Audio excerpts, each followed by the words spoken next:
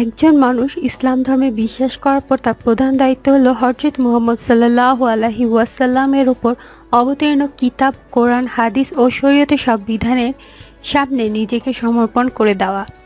নিজের পছন্দ অপছন্দের উপরে আল্লাহর হুকুমকে প্রাধান্য দেওয়া।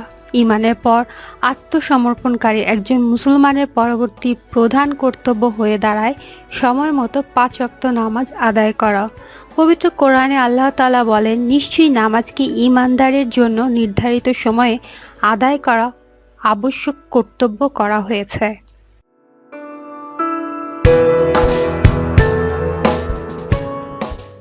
এই আয়াতে নির্ধারিত সময় বলে প্রত্যেক নামাজের জন্য আল্লাহ তাআলার পক্ষ থেকে নির্ধারিত ওয়াক্ত সমূহকে বোঝানো হয়েছে।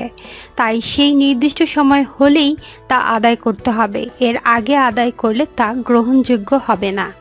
তবে সময় হয়ে যাওয়ার পর আদায় করতে না পারলে তা কাজা করার বিধান রয়েছে। হযরত ইবনে আব্বাস রাদিয়াল্লাহু আনহু বলেন, আল্লাহ তাআলা যখনই কোনো ফরজ বিধান তার বান্দাদের উপর অবধারিত করে দিয়েছেন তখন সেটার একটা সীমা নির্ধারণ করে দিয়েছেন। তারপর যারা সেটা করতে সক্ষম হবে না তাদেরকেও ভিন্ন পথ বাতলে দিয়েছেন। এর ব্যতিক্রম হচ্ছে আল্লাহর জিকির। এই জিকিরের ব্যাপারে যতক্ষণ কেউ সুস্থ বিবেক সম্পন্ন থাকে ততক্ষণ আল্লাহ তাআলা কাউকে ওজোর আপত্তি পেশ করার সুযোগ দেননি। সব অবস্থায় তাকে জিকির করতে হবে।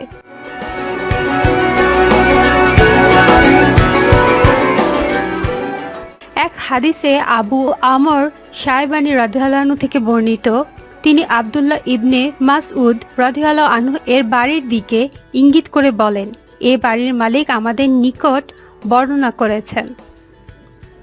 আমি আল্লাহর রাসূল সাল্লাল্লাহু আলাইহি সাল্লামকে জিজ্ঞেস করলাম, কোন আমল আল্লাহর কাছে অধিক প্রিয়? তিনি বললেন, যথাসময়ে সালাত আদায় করা। ইবনে মাসউদ রাদিয়াল্লাহু আনহু পুনরায় জিজ্ঞেস করলেন, অতঃপর কোনটি? তিনি বলেন, অতঃপর পিতামাতার প্রতি সৎ ব্যবহার। ইবনে মাসউদ রাদিয়াল্লাহু আনহু আবার জিজ্ঞেস করলেন, অতঃপর কোনটি? আল্লাহর রাসূল সাল্লাল্লাহু আলাইহি ওয়াসাল্লাম বললেন, অতঃপর আল্লাহর পথে জিহাদ করা। ইবনে মাসউদ রাদিয়াল্লাহু আনহু বলেন, এগুলো তো আল্লাহর রাসূল সাল্লাল্লাহু আলাইহি ওয়াসাল্লাম আমাকে বলেছেনই। যদি আমি আরো অধিক জানতে চাইতাম তাহলে তিনি আরো বলতেন।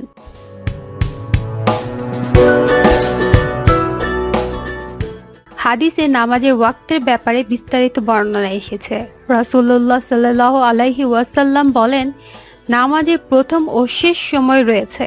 জোহরের নামাজের প্রথম সময় হচ্ছে যখন সূর্য হেলে যাবে, আর শেষ সময় হচ্ছে আসরের ওয়াক্ত প্রবেশ করা পর্যন্ত।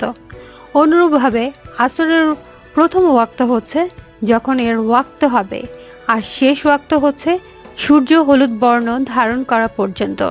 তদ্রূপ মাগরিবের প্রথম সময় হচ্ছে যখন সূর্য ডুবে যায়, তার শেষ সময় হচ্ছে যখন দিগন্ত রেখা চলে যায়। আর এশার প্রথম ওয়াক্ত হচ্ছে যখন দিগন্ত রেখা চলে যায়, আর শেষ ওয়াক্ত হচ্ছে মধ্যরাত পর্যন্ত। ফজরের প্রথম ওয়াক্ত হচ্ছে যখন সুবহে সাদিক উদিত হয়, আর শেষ ওয়াক্ত হচ্ছে যখন সূর্য উদিত হয়।